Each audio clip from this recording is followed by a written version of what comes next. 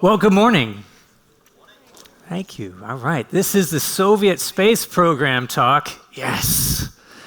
And this is specifically is what I've learned about digital product development from learning about the space race and the Soviet space program. First, hello. My name is Dean, and I am a UX professional. That means all day, every day, I'm doing user experience work for complex software. I get to work with developers, brilliant people like you, all day, every day, and I love it. It's an honor to do that, and it's an honor to speak with you today about something near and dear to my heart. I am a co-owner of a UX company called True Matter in the United States, and really great to be here in Denmark. Now, I am not just a person who builds software, who makes experiences great for people. I'm also kind of a space nut, and I hope that you are as well, because it's super interesting stuff. It's fascinating stuff. I love learning about it. And so I've spent a lot of time thinking about and learning about the space race, the Soviet space program from the last century. And I want to share a few stories with you today about that and about how it relates to what we do every day. Because the more I spent time thinking about things I'm interested in, space program, the more it felt like, man, this feels just like what I do every day. Sometimes wonderfully, and sometimes chillingly. So we're going to start out with a few stories, but we have to go back in time a little bit. Let's start in 1968, and there's these two little cute steppe tortoises that the Soviet program wanted to sling around the moon and back. These are going to be the very first Earthlings to go around the moon. And it works out. They put it in this craft. This craft is called the Zond 5. It was built specifically for this mission in 1968, and it works. And they send these turtles, they go around the moon. Unfortunately for the project, on the way back in, they have re-entry problems. And they were supposed to land in Kazakhstan, but they crash landed the Zond 5 in the Indian Ocean. Now, the Americans were very interested in this program.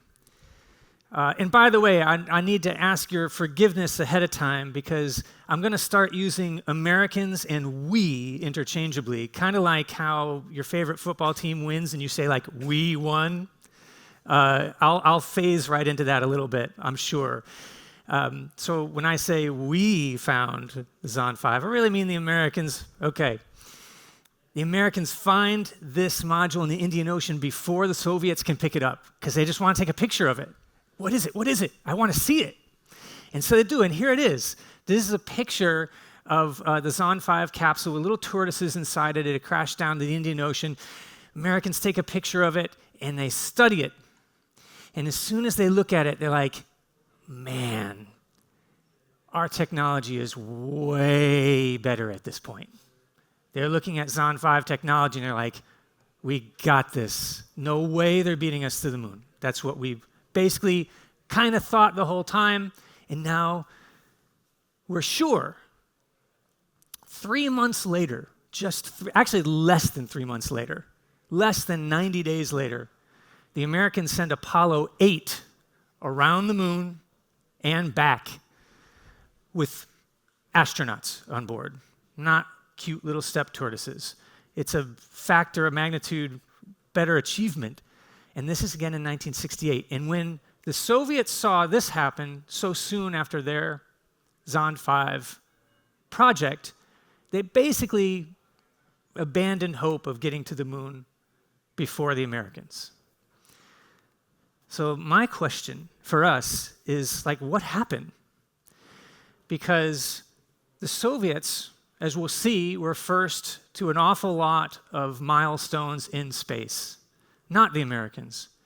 But somehow, by the Zond 5 in 1968, the Soviets are throwing up their hands. We're not going to get it done. So what happened? So in order to figure out what happened and get us into our stories, we're going to go back even farther in time to explain the space race a little bit. Now, some of y'all are young, and this is history book stuff for you, okay? I'm too young for a lot of this. So you kind of have to go back, but some of us were alive when a lot of this was happening. Some of us were. So let's go back to the space race. We got to go all the way back to World War II. At the end of World War II, the Soviets are coming in from the east. The Allies and the Americans are coming in from the west. They're closing in on Berlin to crush the German army, kill Hitler, that sort of thing. But it's not just a military objective that both sides have. They're trying to gain control over territory, but they're also trying to find scientists, and they're trying to find technology, and they're trying to capture it, because it's very important. Is at the end of World War II, the Germans had introduced new technology into warfare. This is the V-2 rocket. The V-2 rocket was brand new, and it was fired from Germany, fired over into England, carries a payload of explosives. The Soviets and the Americans, they're like, this is the future of warfare, and we need this technology. So they're rushing to get the scientists, they're rushing to get the rockets as fast as they possibly can. Both sides are doing this. Both sides capture scientists, both sides capture rocket technology. The Soviets, we'll see in a minute, were a lot more action-oriented about it faster, right? So they get all these rockets because everyone knew where this was headed. Because by the end of World War II, the cat's out of the bag and a nuclear weapon has been detonated. And all the military personnel, they see what the future really is. What if we had this rocket technology and we put a nuclear payload onto this rocket? We have changed everything. And of course, that is true. That happened. By the 50s, not long after World War II, both sides have enough nuclear armaments to completely destroy the other. The Soviets focused heavily on rockets. They created ICBMs, intercontinental ballistic missiles, capable of firing, obviously, continent to continent, delivering nuclear weapons. This is their rocket program. They are focused on militarism. And then the Cold War begins, right? This is the famous Cold War between the United States and the Soviet Union. It's about largely military dominance. Essentially, they're battling for control of the world. It's basically what's happening. But everyone has enough nuclear weapons to completely destroy the other. So we get this concept that you may have heard of, mutual assured destruction. If I go ahead and launch my missiles at you, you're just going to launch your missiles at me or send your airplanes or your submarines. And if I start a fight with you, we're both going to die. That's mutual assured destruction. So no one wants to start that fight, but we're still fighting. And we fight in every other way imaginable. We want to know who has the best artists, the faster runners. We want to know who has the greatest scientists, the most territory, everything. We're fighting in every other way you could fight except the actual fight, including proxy wars, as you know. And this goes on, and it's extended to space. We're going to fight out in space. We're going to fight over this issue. So the Soviets and Americans, they both want to be the first to militarize space. This is all about military action at first. We want to control our orbital space around the Earth and dominate the other militarily. And this is the birth of the space race. Right? We're still going to compete in every other way except throwing nuclear weapons at each other, and we're going to gain the edge in space, and maybe that tips the scales for us. Now, at first it's military, it's really raw military, but later it becomes more. We'll see in a minute. It becomes trying to get to this great, great human achievement, is to leave this planet and show up on another celestial body. If we did that, the Soviets are thinking, if we did that first, we truly are going to see that we've dominated the American system. And our system is better. Our system is greater. And the Americans feel the same. 1957, we get Sputnik 1. This flies in orbit the first satellite to orbit the Earth. Major achievement. Soviets strike first. And imagine you're in America. It's 12 years after World War II. And suddenly there's this thing flying above your country. You can't see it. You don't know what it's doing, what it can do. Is it a weapon? Is it a listening device? All you know is that you can't do it yet, and your enemy has done it right over your country. And it freaked Americans out, basically, and started to wake them up a little more. The Soviets had already been pushing hard and fast on rockets, on satellite technology, and the United States feels like we've got to go. Now, the Soviets, they're like first to nearly everything. I mean, this is just a partial list of all the things the Soviets did first before the Americans. And these are amazing achievements. I mean, incredible achievements. This is the first person in space, the first spacewalk, which we're going to talk about in a minute, the first woman in space, all of this. These are amazing. Soviets did them first. Now, we know the United States caught up. If you know your history, you know the United States is ultimately caught up with the Soviet Union. And in 1962, I believe, you've got a famous speech by the United States President John F. Kennedy, JFK, and he issues a challenge to the American people. He says, "We choose to go to the moon and do the other things in this decade, not because they're easy, but because they're hard." And Americans are like, hell yes, let's go, let's do this.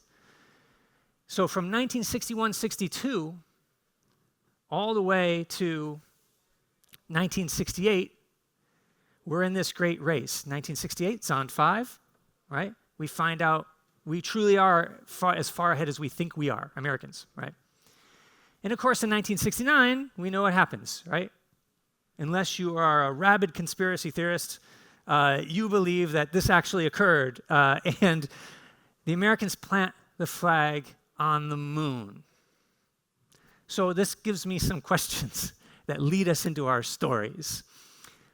Why did it happen that way? What happened between 1961-62 and 1969 to totally flip the script?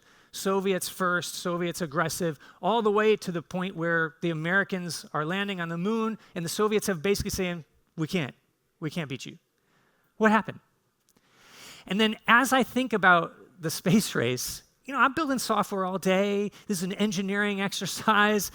And every time I read a story or dig in a little bit to the space race, I'm like, doggone, this sounds like what I'm doing every day. And in some ways elevated and wonderful, and in other ways a little concerning and scary. So what I'm going to do is focus on the similarities here between the space race and what we're doing every day. First of all, they're both engineering feats and engineering related, right? This is developers, this is software, this is hardware, we're inventing new things. We're doing this, right? It also has a design component to it. It's more than just functionality and engineering. Both of these activities, these eras, they burst on the scene. First, there was no space race, and then boom, there's a space race. I remember the days before the popular internet and the World Wide Web crashed. It was like night and day. And now it's mobile, it's AI, it's just dominating economies. Both of those things do. It's all about making, and it all has a broader context. For the space race, it's just geopolitics. It's struggle between nations. For us, it's the market.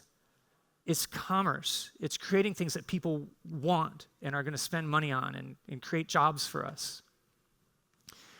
So I'm going to give 3 quick stories today about the Soviet space race, and I want you to be thinking the whole time, how does this feel to you given that you're doing software all day, every day? Let's dig in a little bit. First one, fun one, speed, minimum viable. Speed being everything in the space race. Now the Soviets, you think you got time pressure, okay? I mean, you probably do. You're probably like, they give me these deadlines and they're impossible. You have no idea. The Soviets worked under crazy time pressure. And if you were a rocket scientist, there was threat of force upon you should you not hit deadlines for certain, and your family. The focus that the Soviet Union had was all about being first, was all about speed. As a result, everything they did was like bootlegged and bootstrapped and bulldogged. They were sending up rockets without doing really nice little finery details like testing. You know, the test is go do it. That's the test. Hope you live, as you'll see, and maybe you won't, but that's your test. So all about speed. Hard to understate that when it comes to the Soviet space program. Now this example here is the first ever spacewalk. You're looking at a picture of Alexei Leonov. This is 1965. The Soviets, in fact, do the very first spacewalk, history of humanity. Amazing achievement. Alexei Leonov, amazing person, as we'll see in a moment. He does this spacewalk in 1965. It's a 12-minute spacewalk. He is out there coming out of a module, a rocket called the Voskhod 2. Now, the Soviets, in order to get this guy, Alexei Leonov, out into space first, they said, all right, let's go ahead and take the Voskhod 1 and retrofit it just so we can do this spacewalk. By retrofit, what I mean is take everything out of it that you don't need. Don't test that at all. Just take things out like the ejection seats or any ability to get in and out of the capsule at launch or landing. All safety equipment, gone. Strip it out. Oh no, we have, here's a Voskhod 2. We have this little dingus here on the bottom. That is an inflatable airlock. That's new for the Voskhod 2, never been tested, never been tried, because the Voskhod 2 was like vacuum tube technology, so like you couldn't open the door and go outside. It's like, what do we do? Well, let's create an inflatable airlock that the astronauts have to affix there and go out. That's literally what they did, and they never tried it before, so do hope you live. This is Alexei on the spacewalk. Now, he goes out, and he's out there for like 12 minutes. And it's a pretty harrowing 12 minutes, because first of all, he also had an experimental spacesuit that he never had worn before. And he goes outside, and his suit is inflating out way past where it should, and he can't get back in to the craft, and he's freaking out. And he's on the radio. They're like, you got to get in now. You've got to get in now. We're about to go around the dark side. We're not going to have communications, and we're concerned you're going to make it in. You got to hurry. By the way, your heart rate is up here, right? Way up here. So Alexei Leonov, right, being the demigod that he is, and he is that, he decides to vent oxygen from his suit so he can get back into the airlock because he can't fit. But he really vents his suit, like way past what he should. Of course, that gives him decompression sickness. And he goes to go back in the module. It's a very small inflatable airlock.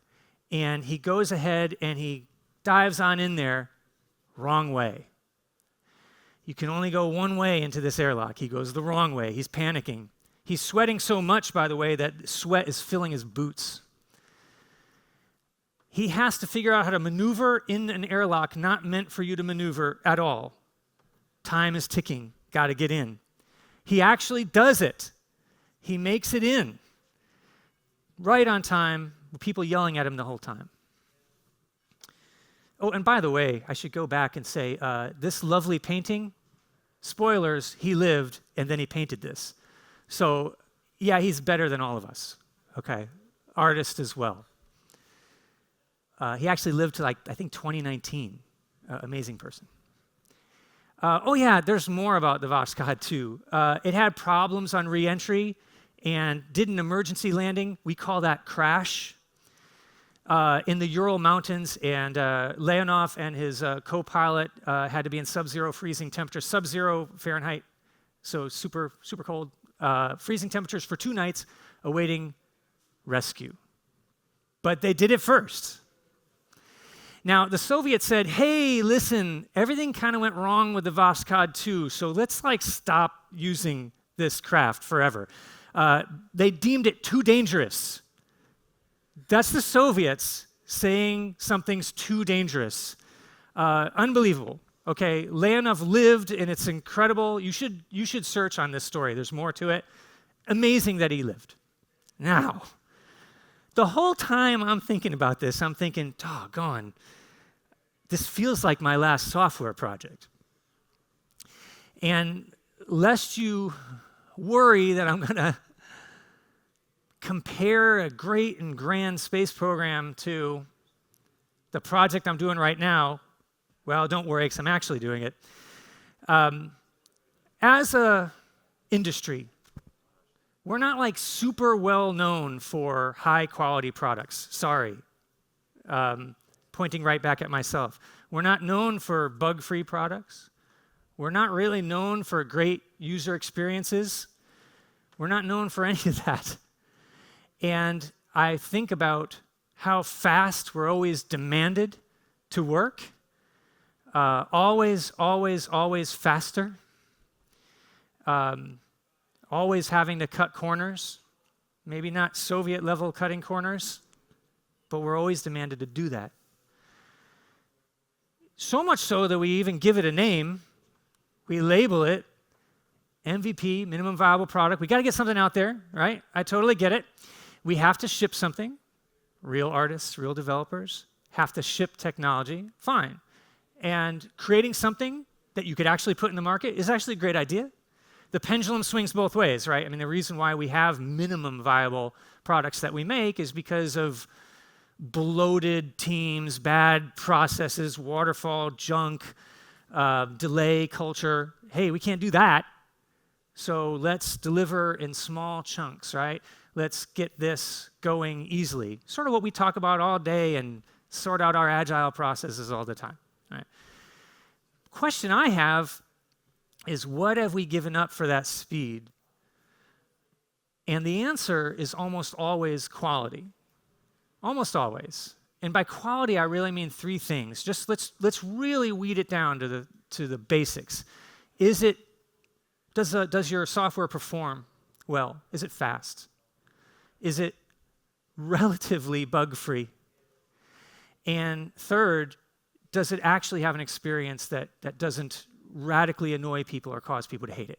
Right? Those are the basic 3 points of quality, bottom-level quality stuff.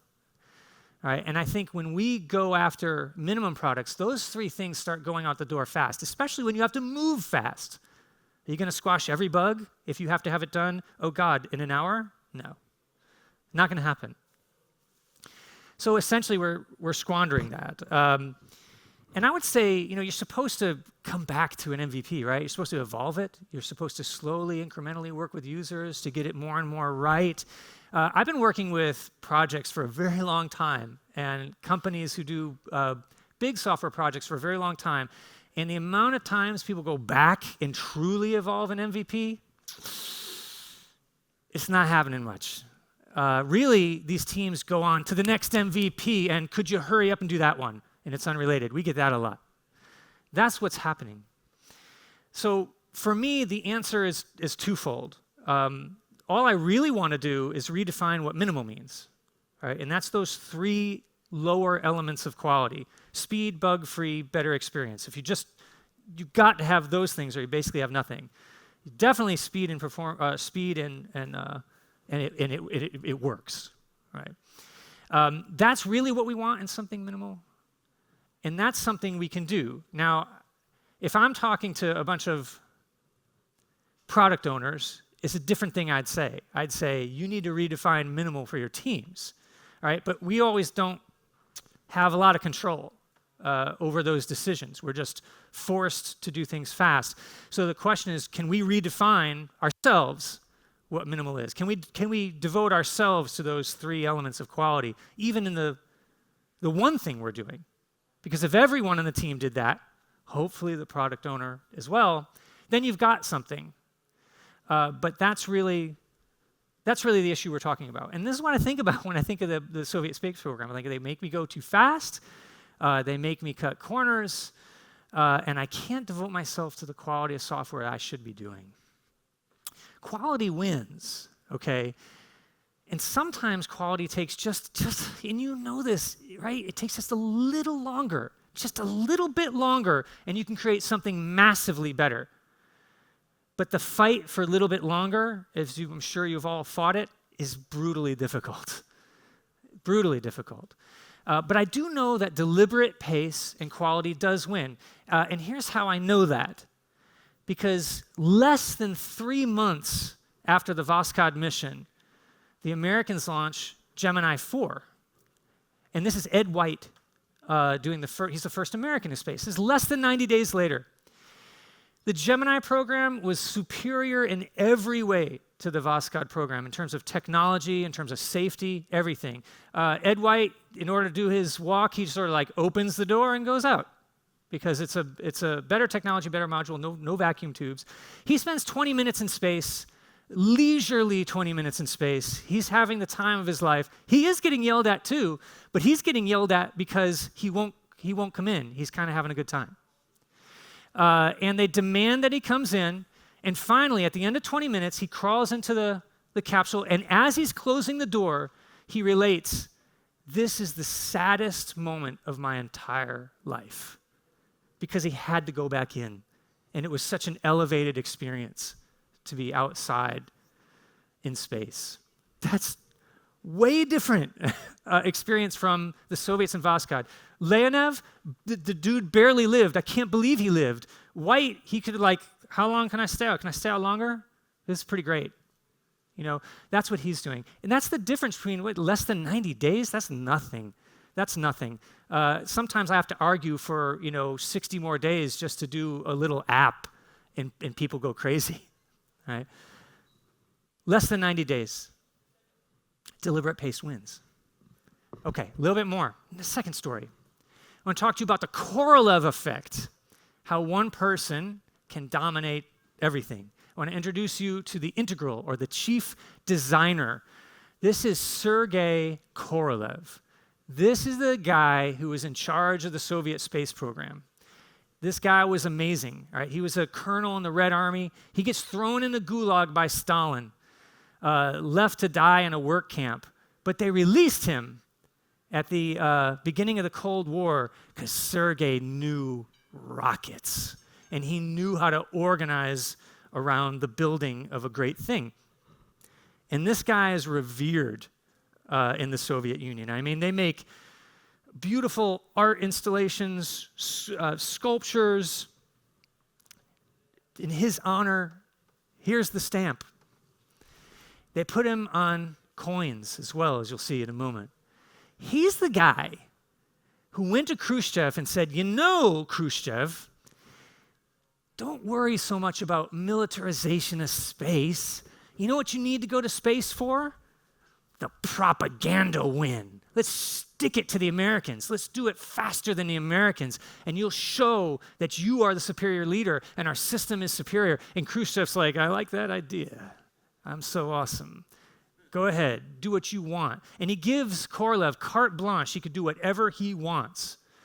Now, Korolev did not care about any of that stuff. He did not care about militarization. He did not care so much about propaganda. The dude wanted to go to space. He loved the idea of space exploration, and I will lie to Khrushchev just to get what I want. And he did. He just wanted to go to space. Amazing guy. And he changed history because of how amazing he was. Everything that happened in the Soviet space program, and I mean everything, came from this man. There wasn't a thing that occurred in the program that he did not dominate, lead, or drive. It probably was the worst boss you could have ever had. He's probably made Steve Jobs look like a kitten. He did everything, including all the politics. They put him on coinage because He's Korolev. Well, you should look, though. This coin has a birth date and it has a death date. 1966, Korolev suddenly dies. This is the middle of the space race, okay? This is just after the first spacewalk. All sorts of things are in motion. And when Korolev died, everything went to hell. Everything went to hell because he did all that stuff.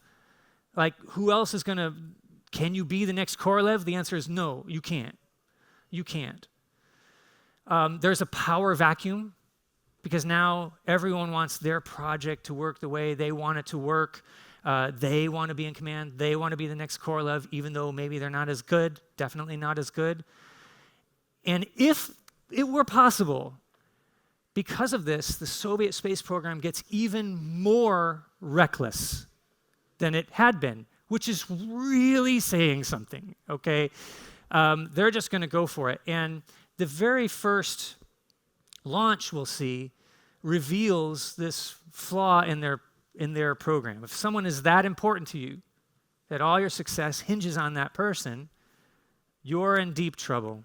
Deep, deep, deep trouble. So the first launch post-Korolev is the Soyuz 1. Now, the Soyuz 1 is a story you should look into a little bit more. If you're concerned about the launching of products with too many bugs and errors, this is your story. Because the engineers, they marked well over 200 design flaws they felt were going to cause catastrophic failure with the Soyuz 1.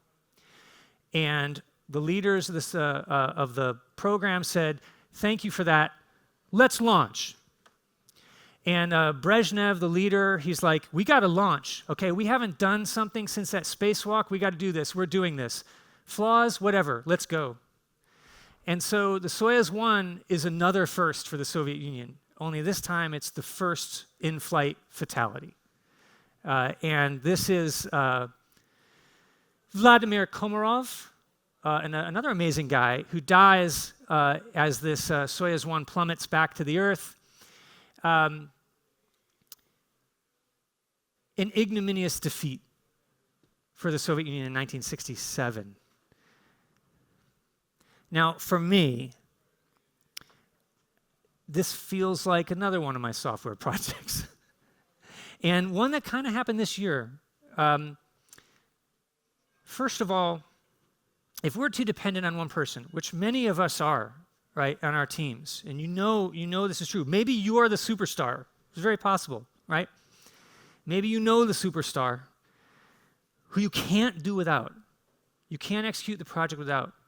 Maybe they have so much knowledge in industry or domain that if they were gone, you can't even imagine getting something done. And the actions they take or don't take are going to determine the fate of the app or whatever.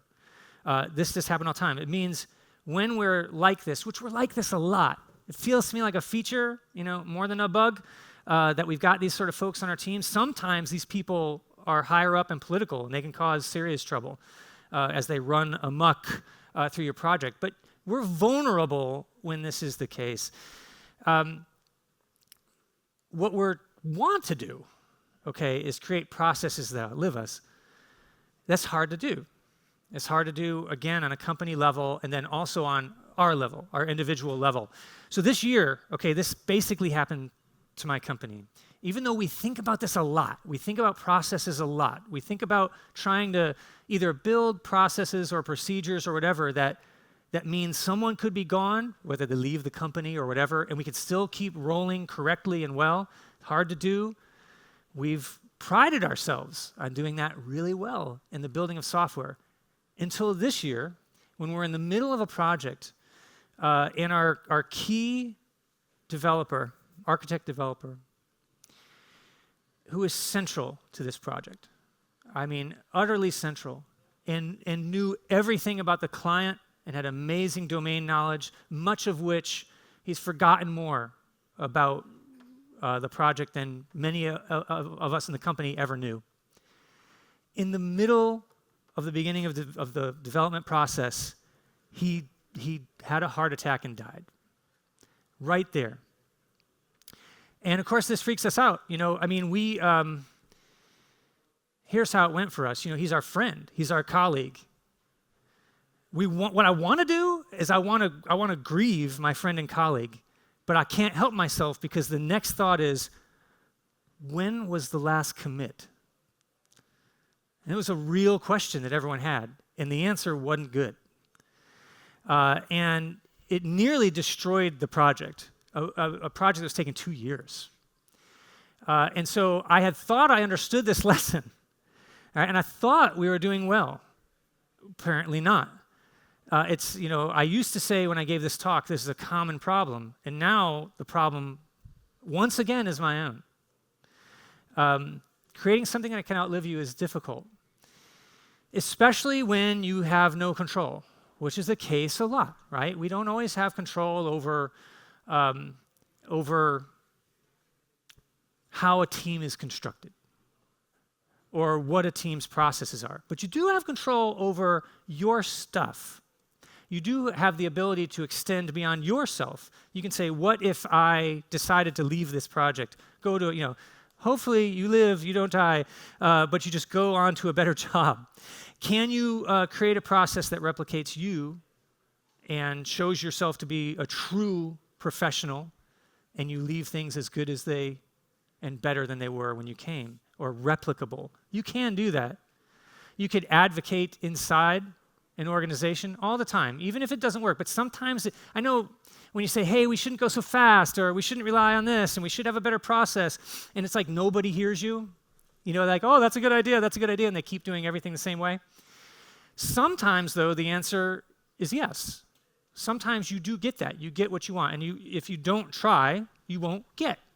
A little bit could be, I want to redefine the way we're reporting bugs so it's easier for everyone, and we could always do it.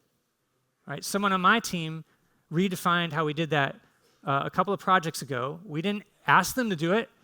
They just found a better way, and now it's our way. Totally possible. Totally possible. You have agency, is what I'm saying. More than you think. More than you think. I know mostly we think we're out of control. Let's talk a little bit about pravda. Reality. Sort of what you make it. Now, this is the masthead for the newspaper of the Soviet Union. Pravda. It means truth. It means truth. And the Soviet Union was particularly good at molding the truth. Most countries are decent at this. The Soviets were amazing at it. Think about Zon 5, right? The steppe tortoises, 1968, right? It basically was kind of a joke, right? They're sending up steppe tortoises just as the Americans are going to send astronauts. They're already thinking, we don't got this, but we're going to send up that Zon 5. And man, they treated it like it was the best thing that ever happened in the history of the world. Parades and artworks and, oh, look, here's the stamp, right? Always something great, except you should look at the date that the stamp was issued. Something else happening in 1969, something really amazing, right? We put out a stamp in the Soviet Union while the Americans are literally walking on the moon. That's space pravda, okay? This is what the Soviets were great at, and they were truly great at it. They would throw everything into the communication of why their system was better, why everything was going their way in the future. It was this great cosmology of the Soviet system, and it was beautiful work. There's just a smattering of the work that the Soviets put together all across their land. I'm sure there are people who are cynical about this, but there's also a deep, abiding belief in the superiority of everything they're doing and the importance of everything they were doing. The glory to the Soviet heroes of the people. This is glory to the first woman cosmonaut. These are monumental works of art as well as posters. To space. We're going for it. The proletarian worker here. Kids get involved. And there's always Christmas cards. You should look up this stuff because this is a smattering of true, beautiful work that also happens to be deep propaganda. I mean deep. All right, so what is propaganda except you're trying to get a group of people, in this case a population of a country, to get behind the program and stay there. That's what you want. You're just trying to control things. You're trying to control reality. You're trying to say what reality is. Regardless of what it really is, we're just going to say what it is. And for the Soviets, this was something, okay? So if there was an announcement about something they were going to do or something they did, it may or may not have been true. It may have been sort of kind of true, like the Zond 5. Greatest thing to ever happen in the world is just turtles, dude. And you're done, okay? You can't think of anything they said as remotely perfectly true. Let's go back. Artificial timelines. You think you work under artificial timelines. The Soviets would say things like, we're going to launch this thing on Lenin's birthday. That's just what we're doing. Lenin's birthday is in 2 days. Yeah, that's what we're doing. All right? You may get hurt, but Lenin will be glorified. This is what they're after. Or they would time announcements or things they did just to embarrass America. They would say, hey, it's Lincoln's birthday. Let's announce something good. Or let's get something done on a day Americans care about. Or let's announce and get something done like a week before we know they're going to do it. All this stuff was driving everything. Imagine you working under that. That's the reason you gotta work 18 hours a day. Now, I'm thinking the companies I've worked for and with about the narratives they give for the products sometimes we're making. And I haven't gone backwards. This is basically a different slide. It's just saying the same stuff. Artificial timelines, anyone? I don't know. 90% of the projects I work on have completely artificial dates. They are meaningless dates, utterly meaningless. Usually it's like, hey, I got to secure a deal. We got to get this sale. Investors want this. So that's the date, man. That's it. So you're just going to hit that date. And we're just going to call it an MVP and get it done. We have wild claims about what it's going to do that may or may not have anything to do with what it will do, right? That's the salesman who's saying what you're building, and you're like, I'm not building anything like that, right? That's not even what's happening. It doesn't do any of that. Or unreal promises. So like we're immersed in propaganda. It's like you want to say the Soviets were, boy, that propaganda was bad. That wasn't right. And we're doing it like every single day. And most companies we're in. And how do you fix that? I don't know how to fix that one. Because that's up here, right? That's like you have, coming from the top down, you've got a CEO just deciding these things, or directors or whatever. And you cannot control that stuff. Marketing's going to say what marketing's going to say, and then we have to build something. That, I understand, is not in our control. But we do have control over ourselves. And this is a loose Latin expression, dare to be true. If we're going to talk about truth versus propaganda, let's talk about what it is for us. For me, what I mean by this is that we need to be creating and being truthful about our process, being truthful about our timelines, being truthful about our projections, our estimates, and what software does. We can always do that. Now, we're going to run into that brick wall that we always run into, right, when we try to do those things. But when we create honestly like that, personally, I mean, we're secure in the notion that we're architecting a system, we're building a system that does what we say it does it well. We talked about those quality points, at least to the extent that you can control.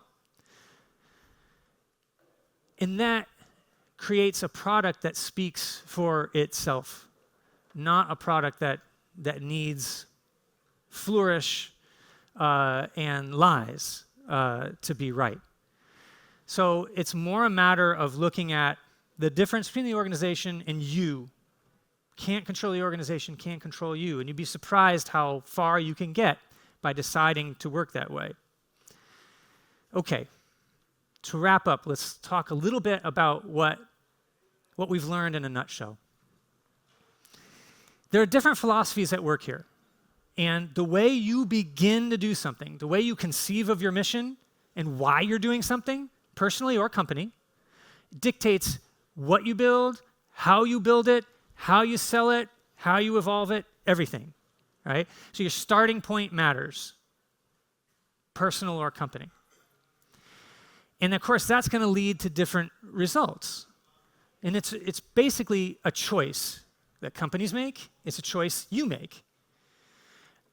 If you want to be the absolute first spacewalk, period, you can do it. You might kill Alexei Leonov in the process, but you can do it. If you want your release to be faster than anyone else, you could totally do it. You're probably going to release it with way more bugs than even you are comfortable with. But you can do it.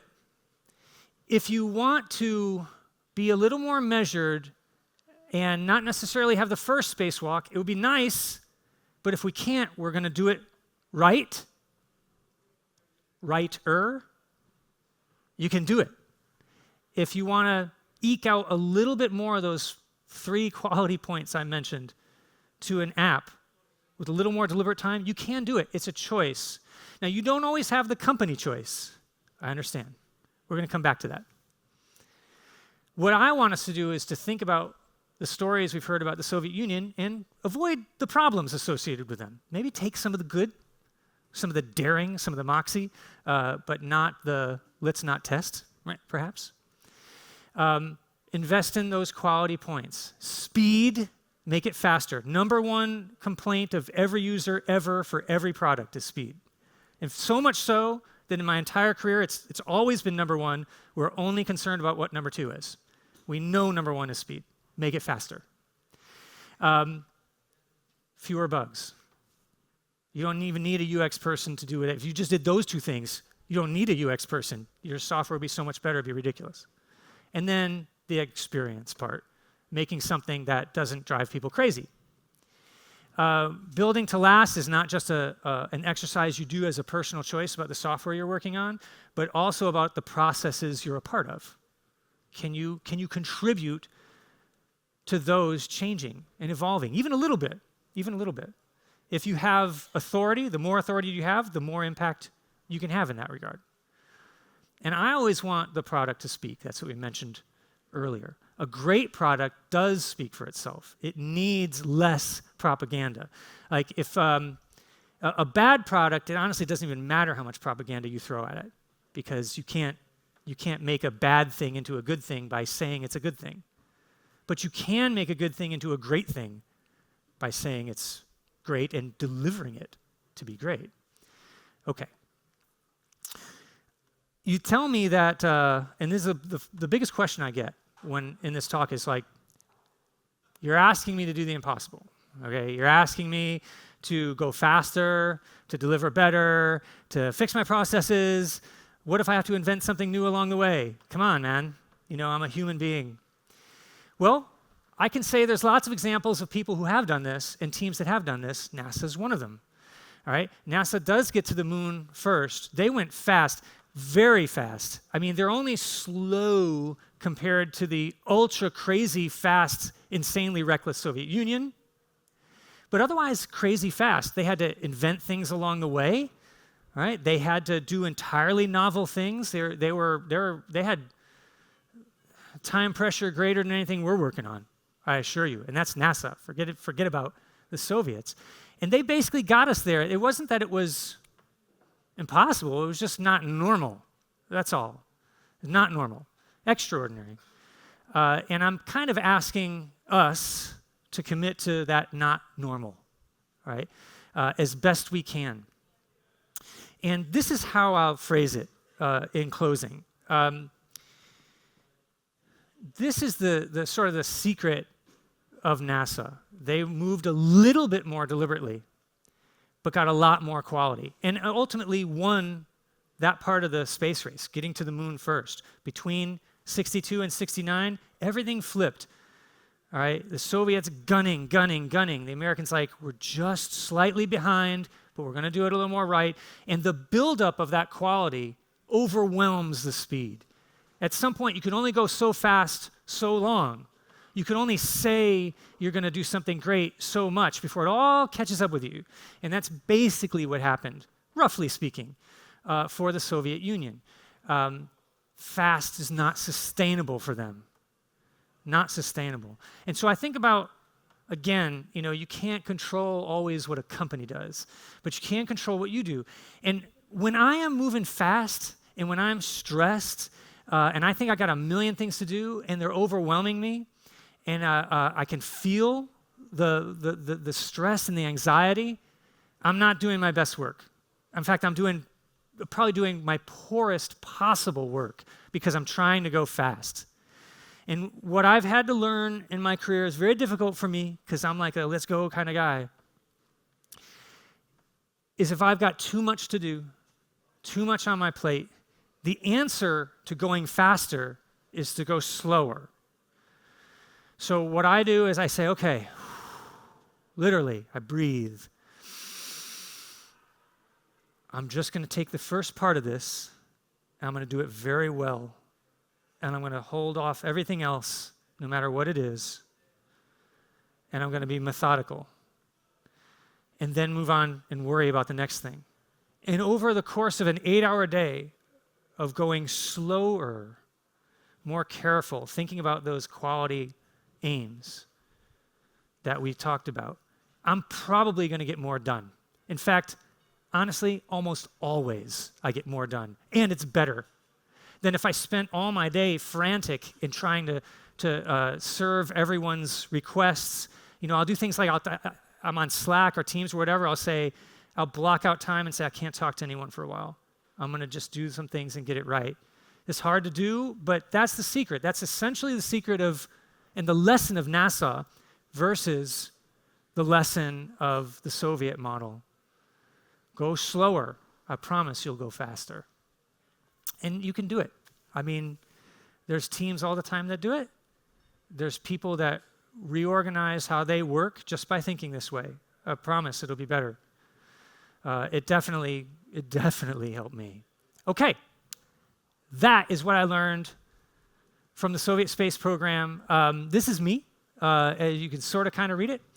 If you want to catch up with me at any point, please do. If you just want to talk space with me, I would love it, because who doesn't want to do that? Or anything else in the Soviet program. I left out a whole lot of stuff, obviously, that you might want to talk about.